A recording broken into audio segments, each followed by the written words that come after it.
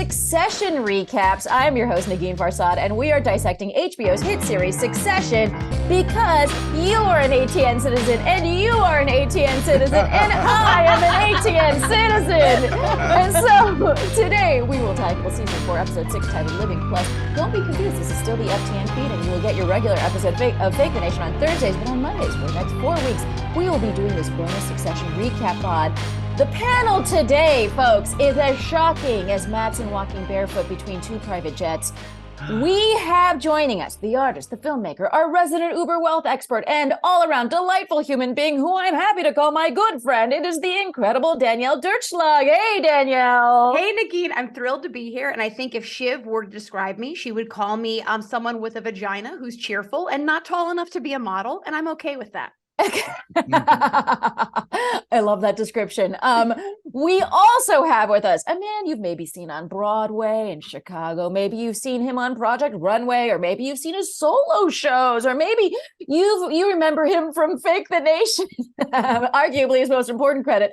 But most of all, maybe you're wearing one of his iconic fashions because he is the epic, the legendary Isaac Mizrahi. Well, you know what, darlings? Hello. I was Isaac Mizrahi, but Roman came by and fired my ass this morning. I don't know how the hell that happened. I'm getting my lawyers on the phone. I'm getting all my ducks in a row. I want a golden parachute, baby. That's right. Oh, folks, before we get into it, if you've enjoyed this pod, and let's say you also enjoyed the Thursday pod, you can get more pod at patreon.com/Negin Farsad, support the show, get bonus episodes of the show. So go to patreon.com/Negin Farsad. Now, I'm going to do a summary, but before we do that, I just want to hear your first blush episodes. So your first blush reactions to this episode, and I'll start. This episode was the fucking uncut gems of Succession episodes. It was so fucking stressful. I, like Roman before me, was clutching a couch cushion. I literally needed to do a breathing exercise after this episode was over. I couldn't handle it. Isaac, what did you feel? Well, see, I didn't exactly feel that way. I thought it was falling into the rut of Succession, which is like a lot, and then like one really amazing or two or three amazing things happen. I feel like everything is just so overlong. Every single series is just too long. I mean it. Okay. Like, I think Succession is too long by like a full season. I thought last Oh season. my I'm gosh. sorry, that's like, This is, I know, you know what? I love it, by the way. I love it. Have you met my mother? Have you met my? I love it, but you're too long by a full season. Okay.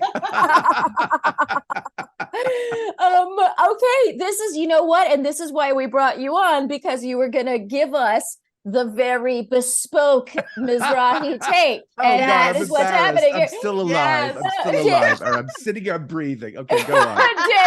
Danielle, what were your first reactions to this episode? You know, I'm actually a combo of the two of you. There were moments where I was so tense that I thought my body was going to crack in two. I felt that, Negin. And then there were, I agree with Isaac, stretches of time where I felt like this could be actually a little more efficiently told. This is feeling a bit ruddy. But my big takeaway from the episode, my two big words for this episode are grief and regression. The amount of emotional regression on site in this hour of television, incredible. I can't wait to get into it. And I'm going to make those two words into four by adding love versus money. I guess the versus is also a word. Okay, but yes, so there's so much. Can I add something to that? Okay, and then Isaac's also going to give us 2 to 3 words. I've been spoiled by the last 2 episodes. Like, those 2 episodes were so juicy and so perfectly edited and so great. This one felt like even as good as it was. Again, have you met my mother? I felt it was a little bit turgid, Okay, yeah, no, I mean, that's fair. Well, let's talk about what happened in this episode with a very quick summary from me, your host. Yay. Here we go. We start the episode. We learn that Mattson is still trying to cultivate Shiv as the gal on the inside, while Shiv gets the Sibs to admit that they've been tanking the deal. We also learn that Shiv schedules her grief in conference rooms around the country. Tom accidentally walks into one of those timed grief sessions, and they end up banging twice in this episode. Roman goes on a firing spree, getting rid of the studio head, and then Jerry Kendall goes all in on Living Plus, a cruise experience on land for old people who also want to live forever through customized pharmaceuticals. His mission is to drive up the Waystar stock so high that Mattson can no longer afford it.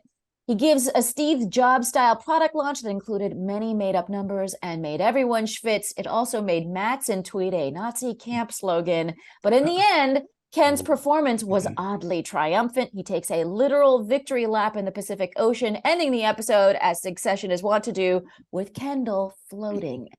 All right, so here's my first question. Now, one of the things we heard early on is Shiv saying to the Sibs, like, I actually know you guys. I fucking know you, right?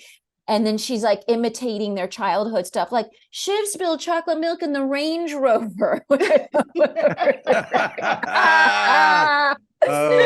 wow. And then at another point, Shiv turns to Roman and says about Kendall, maybe we should save him. Like, they see Kendall doing this Living Plus launch, and they just are so worried that he's going to just do a horrible job. And they know each other. They really know each other. Is it becoming too hard for the siblings to keep secrets? Do they just know each other too much for the kind of backstabbing that they're engaging in? Well, you know what, darling? Is it too hard for the siblings, or is it too hard for the audience to tell when what they're saying has any kind of truth in it? You know what I mean? It's like, it's such high irony upon irony upon irony. Like, you don't even know what they're talking about half the time. And that's fine. Okay. Literally fine. Like, I don't know what's going on half the time. Good summary, darling. Good summary. Because before that, there were like 4 or 5. Like, I didn't realize that Shiv and Tom had gotten into the banging again. I'm thrilled because I thought maybe they banged, but you somehow knew that they had banged. I mean, I guess in my heart, they definitely banged. But here's the thing. Wait a minute. Like, there was a scene with Shiv on the phone in, like, I think the last episode or 2 episodes ago, where there was some doctor going, hey, you know, your tests are all good. Right. And I thought, does that mean she's pregnant? Because Yes. She's pregnant. Exactly. She's definitely pregnant. There you go. And she hasn't told anyone. She hasn't told anyone, including us. We don't really know this. Okay, I'm not kidding. There has never been anything where it says, darling Shiv is actually pregnant. We just know that she's healthy. I'm not kidding. Like, that scene, I watched it twice. I promise you. Okay, that also means that Tom's pee-pee was very close to the baby's head. I'm just saying that for the record. That's okay, though. Listen, and that's how medicine works. You know, pregnant women are so horny, and I think that's a good motivation for her to have had sex with Tom. Yes.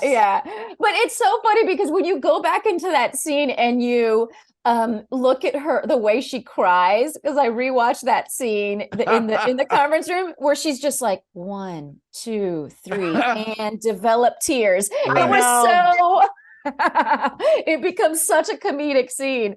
But Danielle, let's tell me your thoughts on the siblings. You know, I think that I partially agree with you, Negin. I think when it comes to Shiv knowing what these two boys, I'm using the word boys very specifically, what they're going to do, she really knows, right? Yeah. Do I think these two boys understand that she's in a, let's call it, unusually intimate phone relationship with Mattson? No. I don't think that all the siblings' knowledge of each other is equal here. I think we're seeing a system where the boys have lower emotional intelligence, frankly, than Shiv does, and she can see the moves a little bit more ahead than they can. That's what I took away from this episode. Absolutely. You know what? Let's take a quick break because then I want to talk about my favorite stuff, which is Tom and Shiv. Let's take a quick break, and when we come back, we shall continue.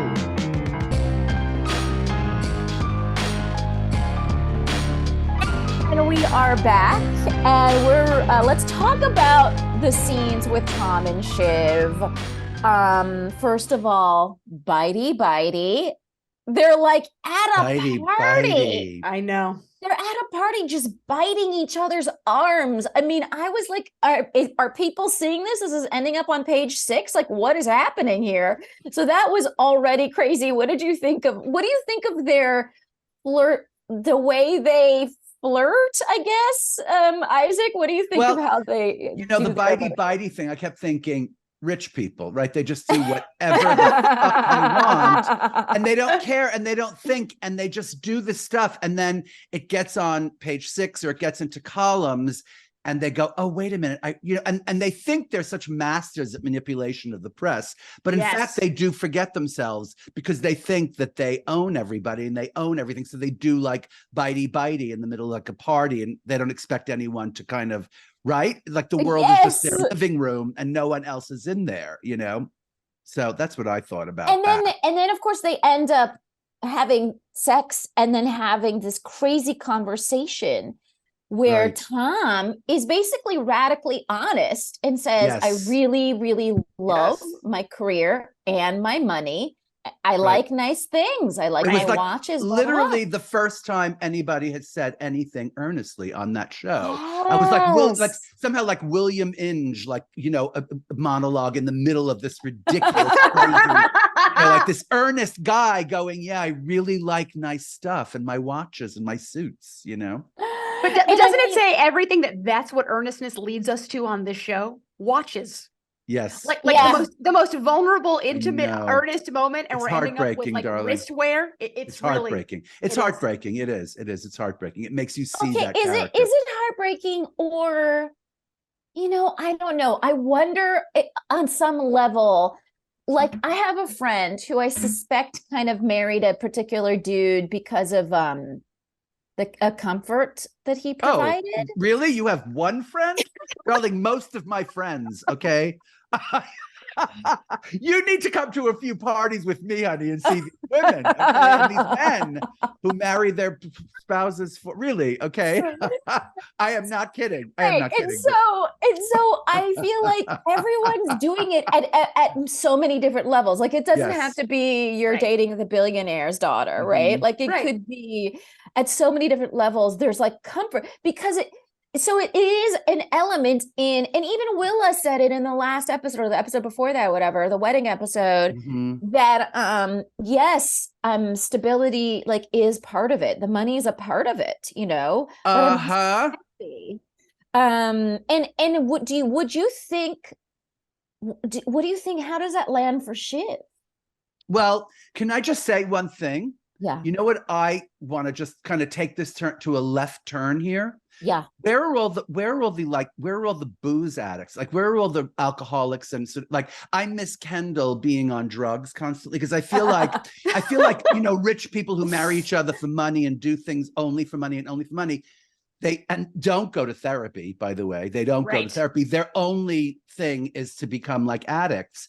And I feel like that's one thing the writers are missing here, is like, okay, if like Tom married this woman for money, he's got to have something going on that's, that he can't be that purely kind of evil. He has to have some kind of vice, like another woman or another man. And by the way, there was a little inference to Tom's gayness in the episode. Did you catch it? Please, I didn't catch it. No. Oh, yeah. She goes, they were talking about how they were going to live together as a threesome or something with the Swedes. She's like, oh, you want to suck his dick or something, right? And you think because you want to suck his dick, I want to sleep with him. But I'm sure there's some inference about his homosexuality, because when he goes, you're a Waystar citizen and you're a Waystar, it was like fucking Charles Nelson Riley. Okay, like, come on, this was like a gay man, kind of lisping it. It was like a stereotype. I wanted to call HBO and go like, hey, enough with the gay stereotypes. I'm offended.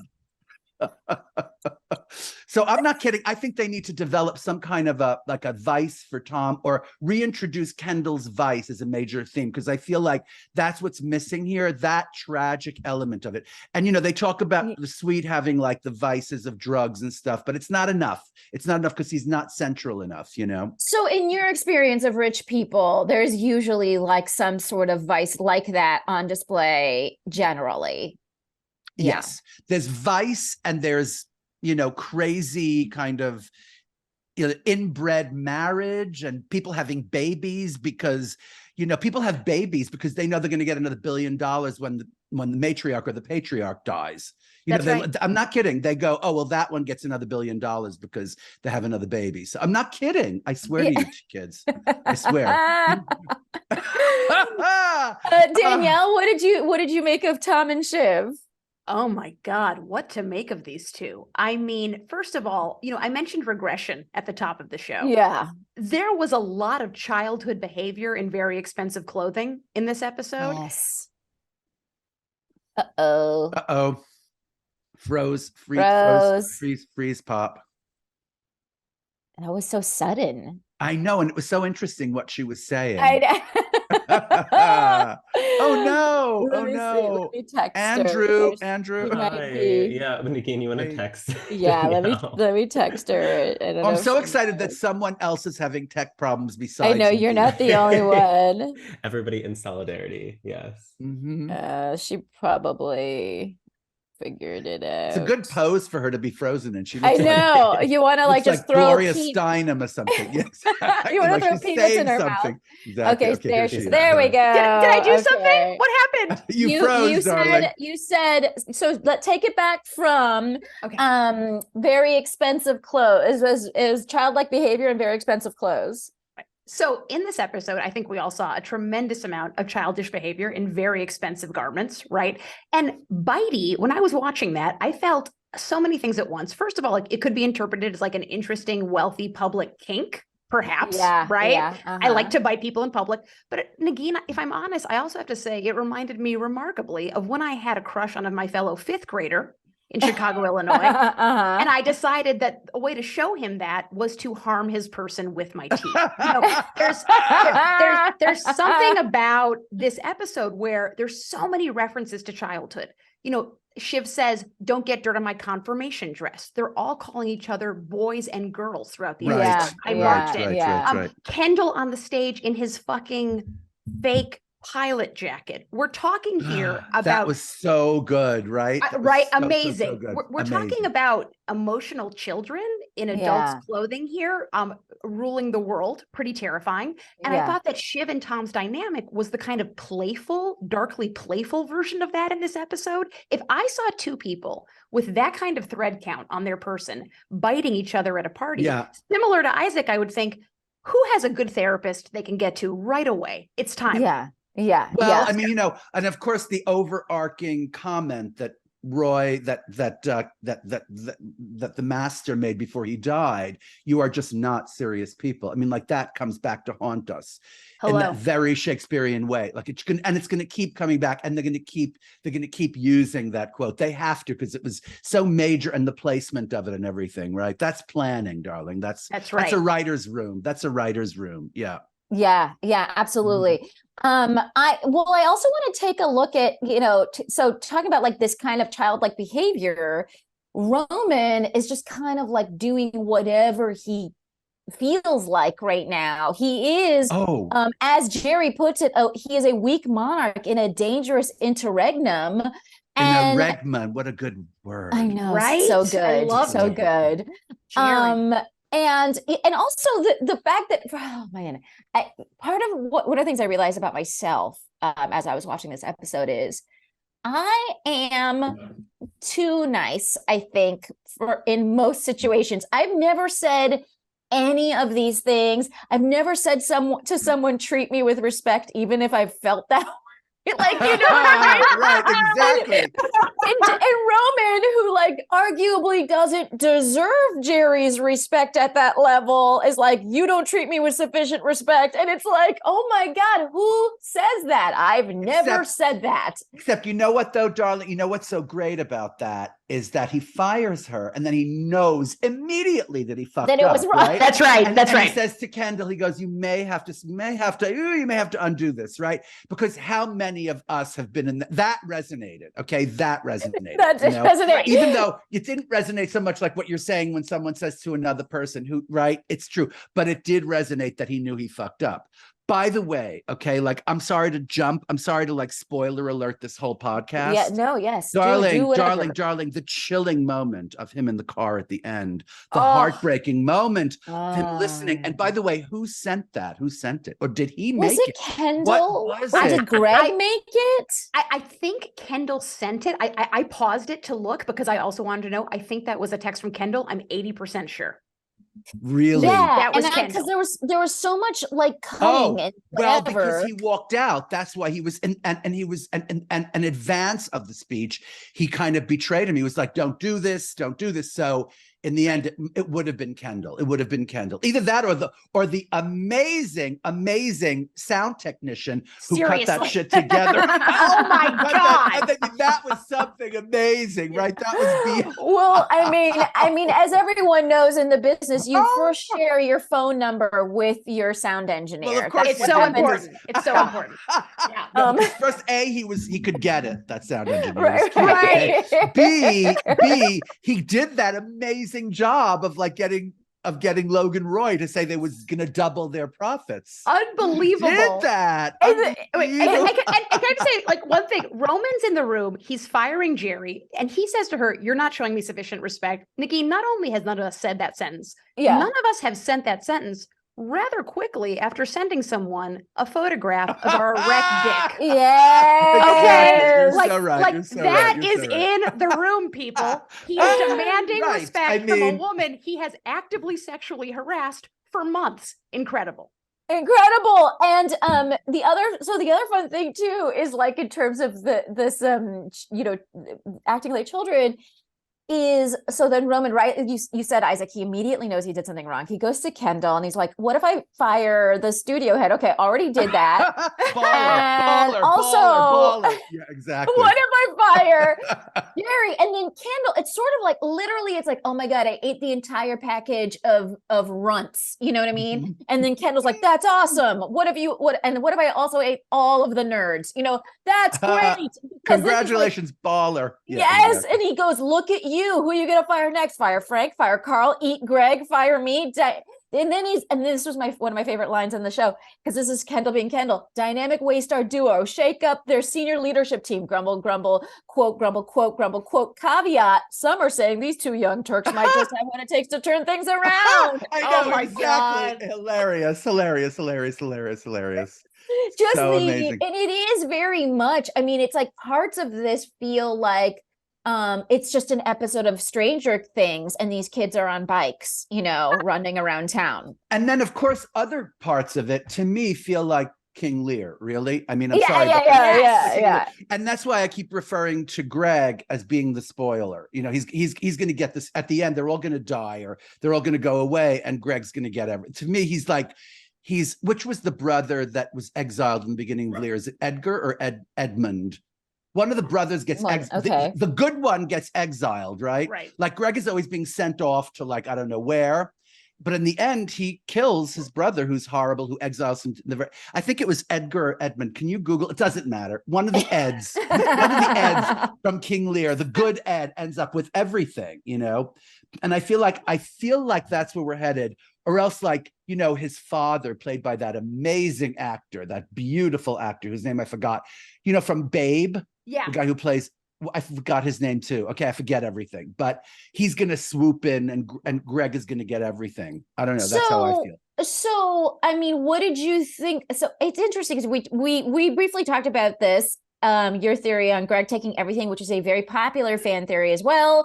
Greg had a little scene with the sound engineer where he was asserting his something. I don't know. It kind of feeds, fodder to your theory. Yeah, I'm serious. And by the way those people, those rich people, assert themselves is so hilarious. It's like, you can do that, right? Because and you are comfortable with that. Like that was the thing about Kendall also. It's like, you're comfortable with tripling the numbers, are you not? And the guy's looking at him going, how do I get out of this? Do I just go, you know what? I have a cold. Because there's no way to leave. You have to leave the room. You can't there's no way to answer the question properly. Because if you say you're comfortable with it and then he gets blamed for it's his fault. You know what I mean? So, he was comfortable with tripling the numbers. I mean, that also was a beautifully, beautifully constructed scene. Which, by the way, the other funny thing about all of that was that they're in the green room watching Ken, and then Ken gives all these fake numbers or whatever with the sound edit and all that. And then Shiv goes, that's not cool or whatever. And then Greg goes, what isn't it? Beautifully edited or something like that. Right, exactly. Wow, how beautifully edited. Right, exactly. Woo, that guy's getting a bonus. Yeah, exactly. Oh And that's actually what, so that there is a little crime happening here. I was texting with some friends about this. I don't know what level of crime is involved with projections, because my feeling is in projections you could just say, and we project that we'll make $1 gajillion. Of course, I think you could just say, which is what Kendall basically says. It almost makes you lose your faith in capitalism, because you could say whatever the fuck you want. But I mean, you can't really. I mean, if I don't know if you've ever been to one of those meetings where like everybody in the world is there, you have to somehow make sense. Be credible. You have to make sense. You have to be credible, right? And I think people have, especially if they're really setting up this product launch, right? Like they have, what are they called?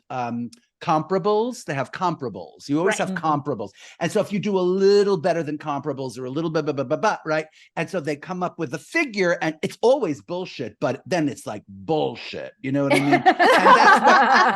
And that's what the old fabulous, amazing CEO who took him aside and go, I've been a CEO for more years than you've been alive. That was a good scene. And then of course afterwards he's like, hooray to, right? Like hooray to him because he pulled it off, which is like some Carl shit, right? is such a piece of shit. He's such a piece of shit. Consistently a piece of shit. I miss Jeannie Berlin.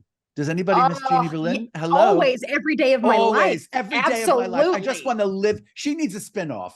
Oh, I agree. So Jeannie Berlin, an iconic actress of the screen. People will know her here as the head of ATN, who I believe has already been the daughter of Elaine May. She's brilliant. Just add the daughter of Elaine May. Okay, I'm sorry. You know what? No. You were sainted at birth. That's right. That's right. Okay, go on. Yeah, the daughter of Elaine May. All right, sorry. Who has been fired by Tom? Yeah, exactly. Can you imagine? I know. She was on the kill list right away. First one on the kill list, I think, right? Okay, yes. Well, speaking of kill list, what do we think of Living Plus? Are we all moving to Darling, Living sign Plus? me up. Are you kidding me? And I'm closer to Living Plus than you bitches, okay? You bitches are young. I am an old bitch, and I am ready to fucking like sign up to Living Plus. I want the best unit. I want the unit with the view. Okay, seriously. Listen, Isaac, I think you've got a really exciting retirement ahead of you. Did you know that movie stars are going to stop by? They're just going to stop by. They're going to show rough cuts. I want the 3 bed. I want the only 3-bedroom unit like on the links. Okay, like seriously. This was such a fucking brilliant send up of tech culture, wealth culture, and all of our fear and / belief that we can somehow live forever. Yeah. It was all in there. It was existential. It was hilarious. It was insane. And most terrifyingly, it was believable. This is not far off from, hey, did you know all of our health problems can be solved with this one tiny machine that takes one prick of your blood and tells you everything about yourself medically? This was the Theranos of eternity. Right? Yeah, that's what we're watching. Yeah, absolutely. All right, it's basically, so funny. Okay, I take it back. It was the greatest episode I've ever seen. But here's the thing. Here's how I'm telling you. Here's how I rate series right now. It's like if I pick up my phone and look at my texts during an episode, it's like someone got something wrong. Yes, right. Yes, okay, that's a great metric. No kidding. And this time, I'm sorry to like report that I did look at my phone like 2 or 3 times. Okay, sorry. Negin was about to say something brilliant, obviously, and again I interrupted her. Sorry. Go on. No, but I love that as a litmus test for how good a show is. But I want to say that Living Plus felt very believable for me. Again, listeners know I grew up in Palm Springs, California, which is a retirement community. I grew up among senior citizens. So I know seniors. This episode was so tailor-made for me to talk about because I know Living Plus. I lived around Living Plus. Okay. Jesus. That was my childhood. And in one this so first of all, they do like all the stuff with the entertainment and directors come and they show the rough cuts. Fucking if anything will show you that senior citizens love that, it is the Palm Springs Film Festival that does year-round events. Okay, that I have been to, and wow, my parents were members, and the other thing is, we, for reasons that are completely mystifying to us, my husband Jason, it has keeps getting this magazine called Life Extension, and it's like for older people. I don't know why he gets it. I mean, Jason's only 40, but like, so he gets this magazine, and sometimes we flip through because it's just hilarious. But it is all of these drugs. It's like, this is how you save your memory. This is how you save your joints. Take this, take this, take this. You'll live forever. And so there is, I mean, I think the other thing with wealth culture now is this kind of turn towards the immortality. We're seeing that so much more. There was a guy we talked about on the show a few weeks ago who spends $2 million a year. He's a billionaire, on just ways to keep himself young, and he does face skin wall building or whatever for his skin. He under eats calories. I mean, they draw blood from him like multiple times a week to see. Right, and they spin it. They always spin the rich people's blood. Did you notice this? Right, they always take something out and spin it with something and then re-inject it. It's true. You're right about that. And it costs much more than $2 million. Like $2 million, that's your budget for socks if you're like, Logan Roy. I'm just saying, all right? Come on, $2 million. That is chump change, okay? And there's, I remember there was an interview from one of this guy's doctors who was just like, the science is still not there. Basically. They're overpaying these doctors to spin blood and re-inject, and there's no necessarily like very exact science around it. So, but I feel like I see this a lot in the kind of wealthy senior citizen circles. And if you're not going to turn to drugs, Isaac, as a rich person, you turn to drugs that actually make you healthier. Oh, for sure. For sure. Right. I mean, you probably have made it through a drug addiction and you're sober, and now you're just taking other drugs to keep you alive, right? Yes, that's probably exactly. What has happened. Exactly. Yeah. Well, and I have to say, I knew a guy growing up who did that self-hack. It's so interesting how as tech has risen, these sort of words like disrupting and hacking have entered the lexicon at places they don't belong. You can't disrupt or hack mortality. Right. These people seem to think you can, but you cannot. I knew a dad in my community growing up who had that kind of obsession with self-hacking. And long story short, he took so much insane shit into his body that his heart exploded and he died young. Wow, Jesus. I could see that.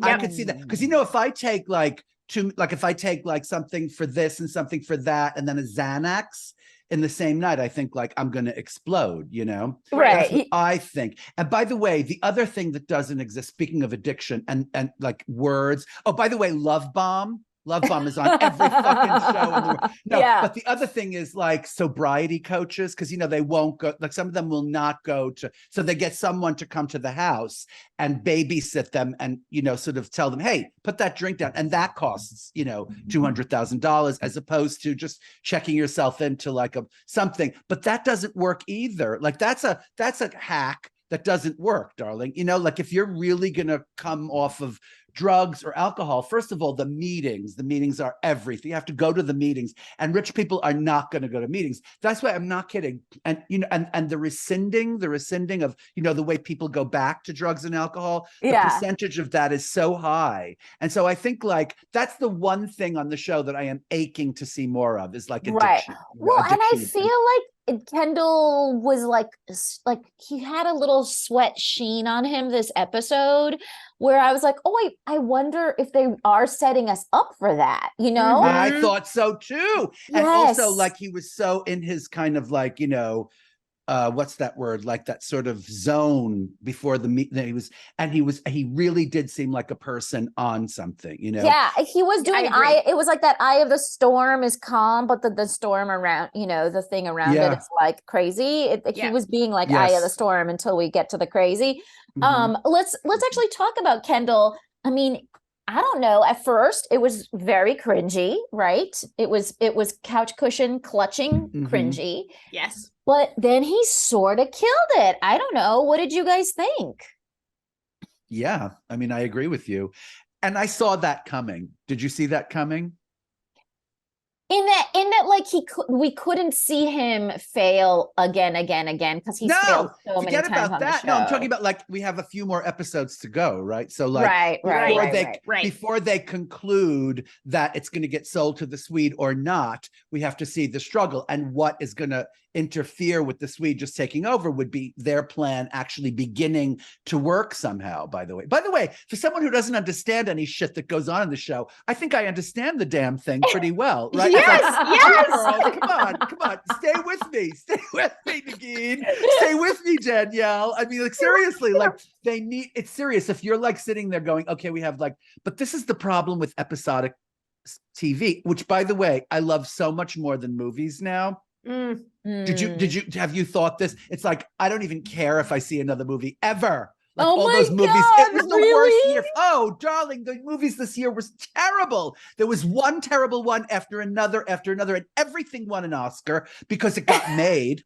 No, if you get a movie made now, you win an Oscar, okay? Seriously, but I much prefer to watch series, but the problem with the series thing is they commit to a certain number of episodes and then they have to like go in and write it all. It's too much. Yeah. Often it's too much. I feel like you should write the thing in 3 or 4 episodes and then go, okay, it's 4 episodes. It's not 6, or it's 3 episodes, not 12, whatever. It's like, that's for me the problem. Has anyone I started last night to watch that Fatal Attraction retool. Oh, was it good? I haven't seen it yet. Well, I mean, I think it's got such a great cast and it's got such promise, and I will go back to it, but it's so incremental and slow, especially after we've all seen the movie and we know what happens. Okay. Right. Like don't make a meal out of this, guys. Oh, darling, you're making a meal. You're making like a degustation, darling. You're making like a full-on tasting menu. Okay, forget a meal, darling. You're sitting there for 3 fucking hours eating one amuse-bouche after a fucking another. Okay. Seriously. Anyway, but that's Isaac, I think we found the title for your next book, One Amuse-Bouche After a Yes. That is a great, that's a memoir, darling. That's my memoir. I say, like, yes, Kendall kills it. I'm putting that in quotes with my fingers because what does he kill? He kills on this notion that they're going to elongate life, which they won't. He kills on the notion that this is going to double their numbers, which we know it won't. So what he actually has killed on is diluting society yet again through a pitch. One of the things this show comes back to again and again, we talked about it last episode, is this really depressing existential conclusion that nothing fundamentally matters. Right. Yeah. Kendall doing great on stage, it doesn't really matter. Except it matters to the stock.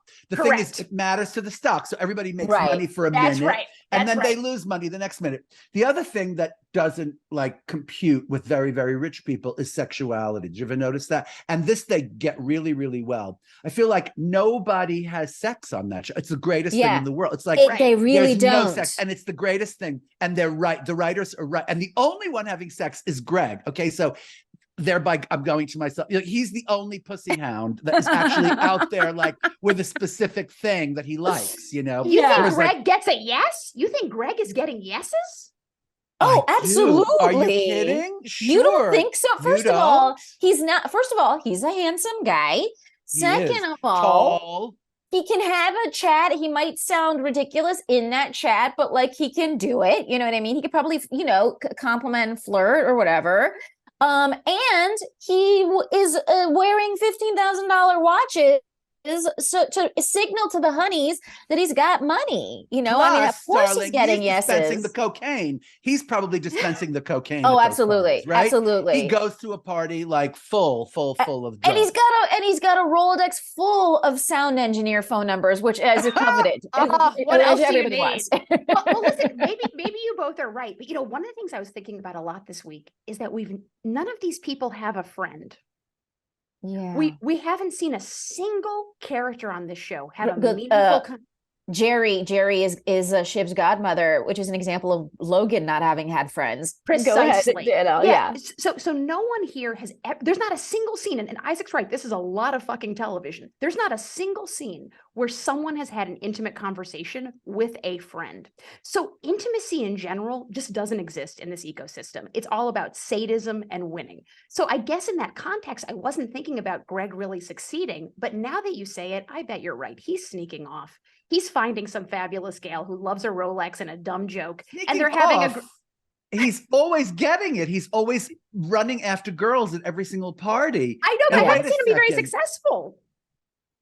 Well, they're called the Disgusting Brothers for a reason. There is literal videotape footage of a pants rummaging. We know. Remember that? You're right. But by the way, the lack of friends or shrinks or whatever, that's what makes the show so incredible. First of all, on an artistic level, it's like there is no like sort of flabby exposition where someone's telling their friend or their shrink or explaining to the audience why they feel something or why something is happening. That does not go on this show, and I feel like that's what gives it its integrity as a written piece of incredible, as an incredible piece of writing, I mean, their very absence is a show don't tell of like how they lack intimacy in their lives. It's also really difficult to follow because of that. You know what I mean? It's difficult to follow. I'm not kidding. Really. Yeah. Because sometimes you don't know. Yeah, exactly. You don't know what's going on. And it is, I think, it's funny that you were confused by Shiv's pregnancy, Isaac. It's not funny because we hear about it once and then it's like it doesn't exist, right? No. The only way we know that it still exists is that she doesn't do cocaine. You know what I mean? It's like, that's how we know she's still pregnant. She doesn't do cocaine. I wanted to talk to you guys a little bit inside baseball. All three of us are in entertainment. One of the things I was so stressed out on behalf of the production team of the theater that was doing the launch. This was so painful where Kendall's like, just build a model house and then I want clouds and talk to this production in Berlin and all that stuff. And I've had writing jobs. I remember I had a writing job once where the producer says, so listen, we did get a miniature horse for the shoot tomorrow. Can you write something for that miniature horse? Wow. And I was like, you know what I mean? And it's like, these things really do happen.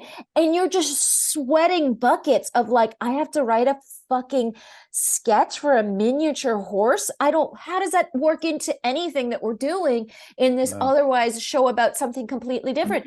And so I've been there. I felt it. You're trying to be really gentle with the people that are paying your bills. And you go I'll try. Yeah. Of course all I flash back to are, memories of me in like fitting rooms, 30 years ago going, can't I just get some black elastic by tomorrow? You think you get some black elastic by tomorrow? People going, fuck you. What do we look like to you? Slaves? We're not going to get you fucking, who do you think you are, you bitch? Martha Stewart? What, you're going to get black elastic like that? A drop of a hat? I'm not kidding. Like, I'm serious. And somehow, I know I have been asked to do those things where it's like, can you get, a beaded dress from Paris, in 15 minutes, whatever.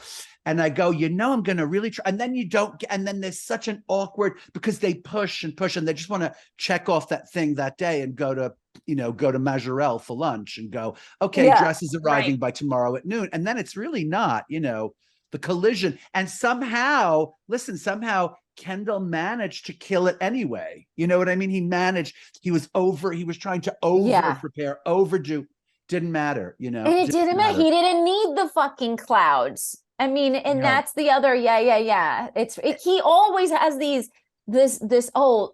we need to just make it Cirque du Soleil. Like for his birthday, he was going to come in on a cross and Billy Joel and whatever. Remember? Oh, that was a great episode. But he always has this, part of me thinks that at the end of the day, he would have just been an incredible like director of community theater. And that's kind of right. where he was like in supposed Waiting to for be. Guffman. He needed to be like Waiting for Guffman. What was that character's name in Waiting for Guffman? Exactly. Yeah, exactly. You know, there were a lot of depressing sentences in this episode, but for me, I felt exactly what you were feeling, Negin. Man, my production armpits were sweating like it was my job. Yes. When that gentleman on the stage said, after a really fraught pause, "This is an exciting vision," I wanted to die, because great. You know, first of all, how many times in the context of a wealthy person asking for insane things have we either been or heard this kind of sentence, been the person saying it or hearing it, where someone says, wow, that sounds really exciting, but it turns out you can't get a plane here from Hong Kong in 45 minutes. Yeah, you know, exactly. And in that moment, what I really recognize that this show has been doing brilliantly for seasons, but I just totally caught it in this moment, is these characters that we only see briefly, who are the production staff around these insane wealthy people, we see them fleetingly, but almost every time we see them, it's the worst day of their professional life.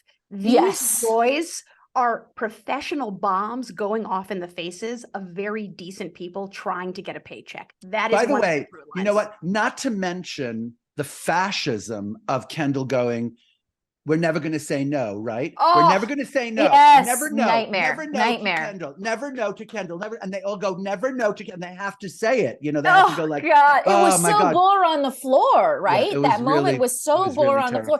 Also, I always think about Jess.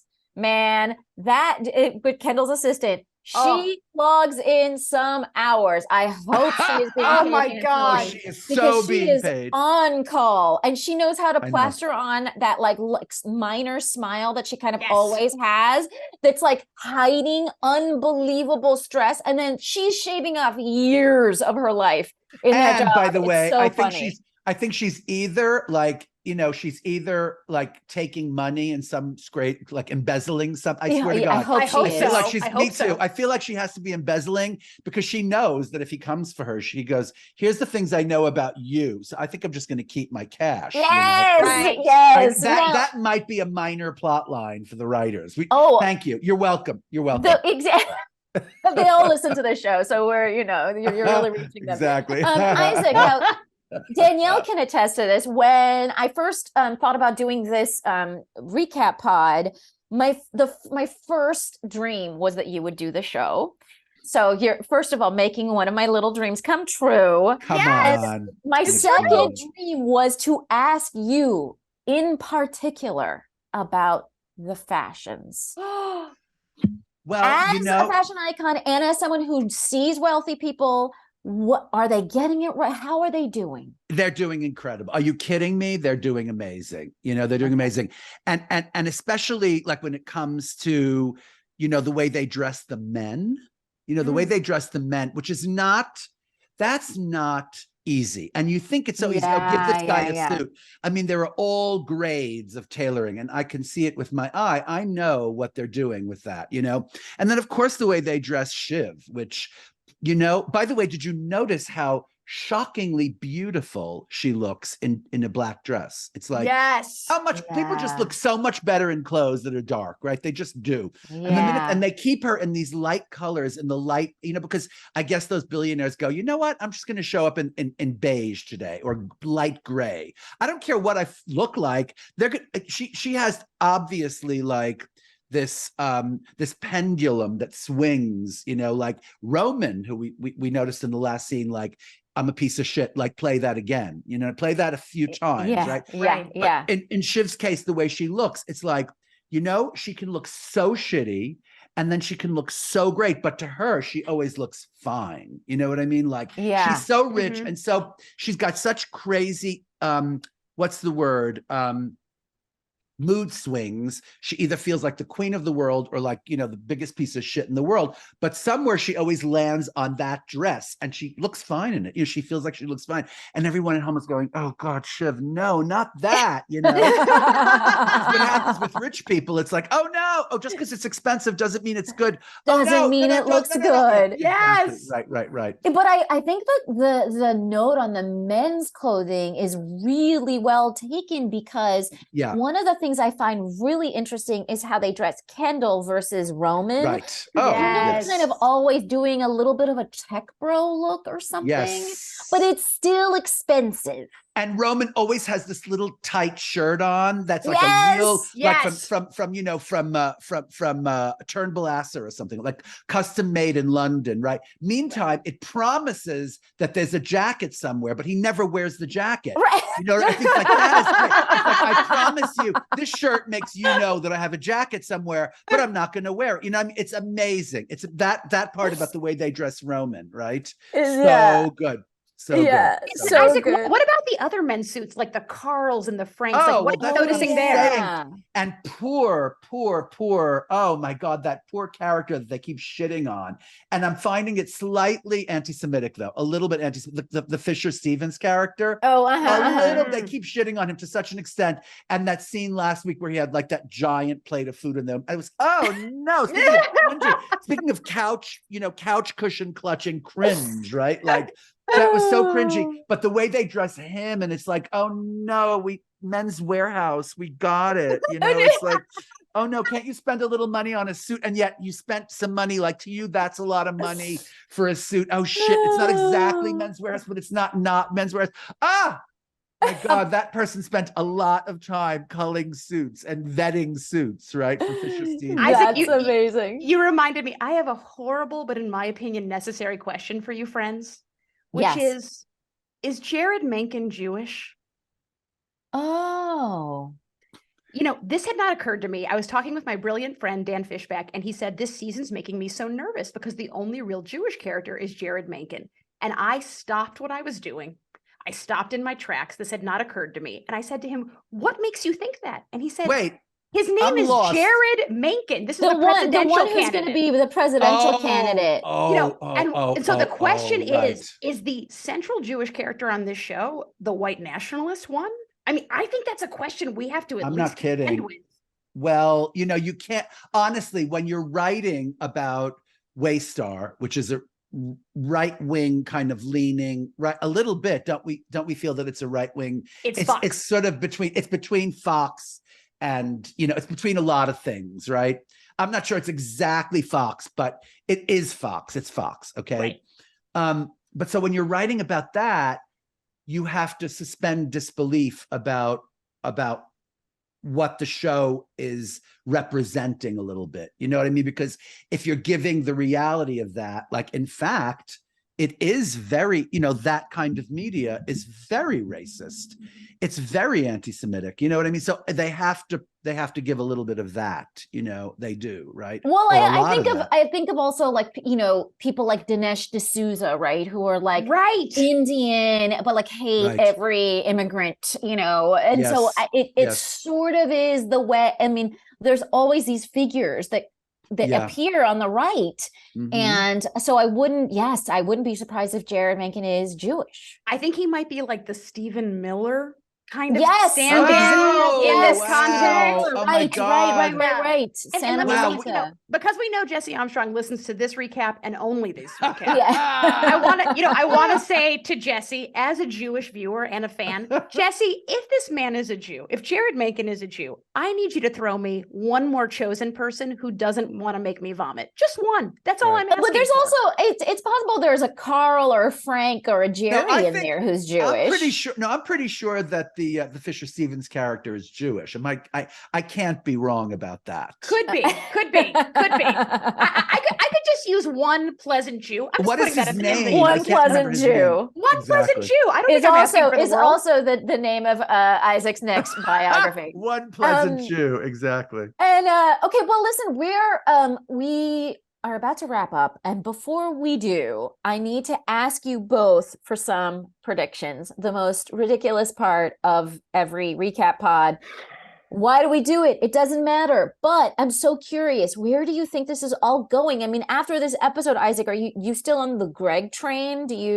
I am. I'm telling you, because I see it as a feint. I see it as one episode in like a cog in a wheel that's got to end up somewhere. And it won't be a big surprise, I don't think, but it has such incredible It has such incredible like stuff to bring out around it, like And it says something about the chaos, right? Like you were talking about chaos in this show. There is irony upon irony upon irony, and nothing makes sense. And yet somehow we get the story, right? Somehow we understand, and it keeps resonating. That's because our lives are going more and more and more chaotic. So we kind of need this shit, because it's like, because of the chaos in our lives, we only resonate with these stories that are completely ridiculous and chaotic. And so I feel like the most ridiculous thing would be for Greg to be sitting on this giant pile of money at the end of the series, like sort of laughing like, you know, one of those like 2001 A Space Odyssey and the monolith and the apes running around the monolith, and it was such chaos. You know what I mean? I feel like that's what's coming. Do you think that among the siblings there will be any happiness? I hesitate to use that word. Are you talking to me now? Because I feel like unless they get some kind of like lobotomy or like some kind of surgery takes place, I don't know about happiness for those people. I don't. Maybe they do happiness at Living Plus. Well, wait a minute. You know what I mean? Is what's the crazy brother married to Willow? What's his name? Oh, Connor. Is Connor happy? Because maybe if Connor's happy, then they'll all be fine. I mean, is Connor happy? I think he compartmentalizes better than the average person. Yeah. You know, yes. And I think he has something more approaching to. He's more generally upbeat, I guess. Right. But he's also like deeply aware that he's married to a woman that is only partially there because of his money. Right. Yeah. How happy can a slave owner be? It's a really important question. Right. I don't know. Exactly. It's true. Yeah. Danielle, do you have any predictions? I do. My predictions, as you know, Negin, are uniformly incorrect. So here's my next one. I want to say, here's my fantasy prediction. Living Plus moves forward. Matsson does end up taking over everything. He and Shiv and Jerry and every other woman who's been wronged by this massively, violently patriarchal system put the Roy brothers into Living Plus and lock the door. That is my current hope for how this season wraps up. Oh, that's hilarious. I don't even know. I don't even have any like major predictions. I think that, look, we're gonna see Jared Menken. They've mentioned that fucking guy enough, and right. I believe we've seen him in trailer footage or whatever. So we'll see. This race is happening. Connor, again, he's at 1%. Can he make it to a higher percent? Maybe in a way that he can like disrupt the other candidates winning. I don't know. Maybe Menken needs something from Connor. I don't know. It feels like there has to be a reason that Connor is a presidential candidate, right. You know, plot wise. Totally. There also has to be a reason that Shiv is pregnant, no? Yes. Yeah. They have to make that pay off in some way. Or is it, and part of me was just like, they made her pregnant because that's the fucking shit that happens to ladies' bodies. You know what I mean? It happens and you have to deal with it. Like, it's like sometimes it doesn't happen in a planned way, and then you have to deal with it. Yeah, but you know what, darling? It's like having a loaded gun. Like they say, if you have a loaded gun on stage, you have to shoot it. I mean, in a Shakespeare play, you're not going to have a pregnant lady unless it's like Richard III and the kids get killed by Richard. You know what I mean? It's like there has to be some kind of reason. Yeah, if you have a loaded uterus, you have to shoot out a baby. That's correct. If you have a loaded uterus, that is beautiful. That is amazing. Wow. Folks, this was unbelievably fun. I feel like I could talk to the two of you about Succession for the rest of my life. But sadly, we must end right here. I would love for the people of Fake the Nation to be able to follow you and all the wonderful things that you do. Danielle, where do they find you? Thank you so much, Negin. Wonderful to be here. You can find me at DanielleDurschlag.com, my website, or the most easy thing is my Instagram, which is at @ddurch, DDURCH, and I'd love to hear from you. Isaac Mizrahi, where do people find you? You can go to my website, Hello Isaac, or go, like you say, to my Instagram account, which is I am Isaac Mizrahi. And there are two, by the way, two verified Instagram accounts. So go to I am Isaac Mizrahi or Isaac Mizrahi NY, but I am Isaac Mizrahi. Which, by the way, is kind of like the only thing I really look at on Instagram is when Isaac has a post. I don't really look at very much else. It's so I'm about fun. to go follow He's so you, fun. Who knew, darling? Who knew? So folks, you know where to find me and all things I do. And then I just want to thank everyone who makes the show a possibility. That's our wonderful producer, Andrew McGuire. Our fantastic music was written by Gabi Alter. And thanks to HeadGum for making the show a possibility. And you can email us at fakethenationpodcast@gmail.com if you have any thoughts. And otherwise, we will be back in your earballs on Thursday with Fake the Nation.